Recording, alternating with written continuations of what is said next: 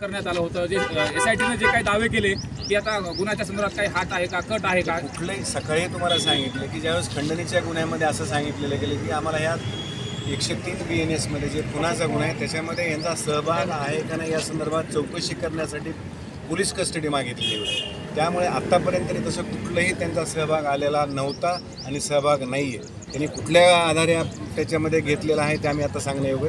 ज्यावेळेस कागदपत्र कोर्टातून आम्ही काढू त्यानंतर पुढची काय कारवाई झाली का आज तेच सांगतो तुम्हाला. आज आमच्या संदर्भात आम्हाला त्या कुठलीही माहिती नाही आहे. मोका संदर्भात काही कागदपत्र आमच्याकडे नाही आहेत. CIDने जे काय प्रोडक्शन दाखल केलं त्या प्रोडक्शनच्या बेसवर मोका कोर्टाने त्यांना प्रोडक्शन मंजूर केलेलं आहे.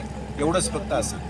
खंडणीची ज्यावेळी सुनावणी सुरू होती त्यावेळी आणखी एक मुद्दा CIDने महत्त्वाचा मांडला तो म्हणजे वाल्मिक कराड यांच्या नावे किती मालमत्ता आहे, त्यांच्या व्यतिरिक्त त्यांची मालमत्ता आणखी कोणाच्या नावावरती आहे, भारतात आणि भारताच्या बाहेर किती गुंतवणूक आहे ते आम्हाला तपासायचं आहे. त्यावेळी तुम्ही म्हटलं की या गोष्टींसाठी पोलीस कोठडी आवश्यक नसते. हो बरोबर आहे ना. तेच सांगितलं की एखाद्या कुठल्याही माणसाची प्रॉपर्टी आहे तुम्हाला एकाच क्लिकवर हे सगळी प्रॉपर्टी क्लिअर होऊन जाते. त्याच्यामुळे त्यासाठी पोलीस कस्टडी आवश्यक नाही आहे. आमचा युक्तिवाद कोर्टाने ग्राह्य धरला. त्यामुळे पोलीस कस्टडी दिलेली गेलेली नाही. त्यामुळे आता पुढच्या गुन्ह्यामध्ये ज्या 103 मध्ये त्यांना ज्यावेळेस दाखवलेलं आहे ते कागदपत्र आल्यानंतर आम्ही ठरवू पुढचं काय कार्यवाही करायची. हत्येच्या केसमध्ये आरोपी बनवल्याला चॅलेंज करणार पुढच्या कोर्टामध्ये.